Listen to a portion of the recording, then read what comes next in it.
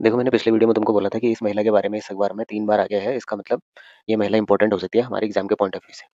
पर तुमको ऐसा लग रहा होगा कि यार ऐसा कैसे हो सकता है कि 3 बार आ गया तो क्या हुआ, क्या पता है लिख दिया होगा ऐसे ही। बट देखो, ऐसा होता है ना हमारे इंडिया में, एक इमोशन और एक स्ट्रगल, ये 2 कहानियाँ बहुत ज़्यादा फेमस होती हैं, ठीक है? तो ये जो महिला है, इस महिला के जीवन जो है वो इमोशनल और स्ट्रगल दोनों ही रहा है इसमें। प्लस इन्होंने इंडिया लेवल पे और इंडिया के बाहर भी बहुत अचीवमेंट्स करी हैं और एक ये स्पेसिफिक समुदाय से आती हैं, ठीक है? तो जब भी स्पेसिफिक समुदाय से कोई चीज़ हो रही हो, तो आप समझ जाना कि वहाँ पर उसके आने के चांसेस काफ़ी ज़्यादा हैं एग्ज़ाम में, ठीक है? अब ये जो तीजन बाई हैं, ये तीजन बाई का जन्म छत्तीसगढ़ में हुआ था। छत्तीसगढ़ आपको पता है कि ये आदिवासी इलाका है जनरली, तो इनका जन्म भी आदिवासी इलाके में हुआ था। भारतीय आदिवासी समुदाय से थी ये। अब देखो होता क्या है कि अब आदिवासी समुदाय से थी तो पढ़ी-लिखी तो थी नहीं है, तो ये अनपढ़ थी, तो इनके घरवालों ने इनकी जल्दी शादी कर दी। तो 12 साल की उम्र में इनकी पहली शादी हुई, जो शादी चल नहीं पाई। दूसरी शादी इनकी 18 साल में हुई, लेकिन इनका जो पति था वो इनको मारता-पीटता था, तो वो शादी भी इनकी नहीं चल पाई। फिर इन्होंने तीसरी शादी करी बहुत देर में। तो अपना जो व्यक्तिगत जीवन था, ये भी इनका बहुत स्ट्रगल में रहा, लेकिन साथ ही ये जो जिस चीज़ के लिए ये सबसे ज़्यादा फेमस थी, ये फेमस थी पांडवानी गायन के लिए।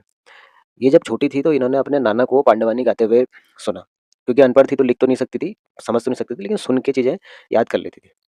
तो जब ये 12-13 साल की हुई तो इन्होंने भी जब पांडवानी गाना शुरू किया तो इनको लोगों ने मना कर दिया कि भाई तुम नहीं गा सकती हो। उसने कहा यार क्यों नहीं गा सकती मैं? उसने कहा नहीं, ये जिस तरीके से तुम गा रही हो वो तरीका जो है केवल मेल्स गाते हैं उस हिसाब से, उस तरीके से तुम्हारे लिए दूसरी शैली है, ठीक है? तो जो जिस तरीके को बोलते थे, जो मेल्स होते थे वो उसको कापालिक शैली बोलते थे और जो महिलाओं के लिए होता था, महिलाओं के लिए एक वेदमती शैली करके एक गाने का तरीका होता था, ठीक है? तो कापालिक शैली में क्या होता था कि घूम-घूम के पांडवानी जो है वो गाई जाती थी। पांडवानी एक्चुअली में क्या है कि ये महाभारत की कथाएँ हैं।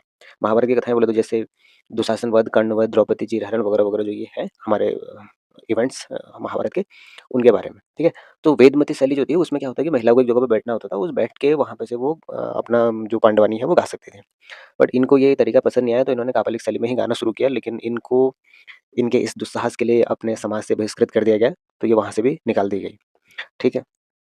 इनका जो यंत्र था, गाने बजाने वाले जनरली हर किसी का अपना यंत्र होता है, तो इनका जो यंत्र था, मुख्य वाद्य यंत्र वो तंबूरा था, तो ये तंबूरे को ही कभी भीम की गदा बना लेती थी, कभी अर्जुन के धनुष बना लेती थी, द्रौपदी के केस बना लेती थी, ठीक है?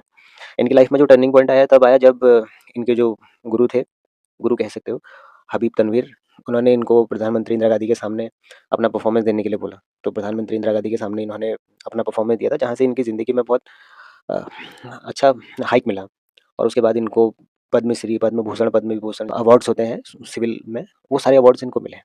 तो इस पॉइंट ऑफ व्यू से अगर आप देखोगे ना, एक आदिवासी महिला होने के बाद भी अगर इस महिला ने अपने घर से, अपनी पर्सनल लाइफ से और अपने पूरे समुदाय से लड़ते हुए इस मुकाम तक अपना नाम पहुँचाया है, तो इसका मतलब ये बहुत इंपॉर्टेंट है भाई। अब तुम इसको मानो या नहीं मानो, लेकिन ये आएगा क्वेश्चन।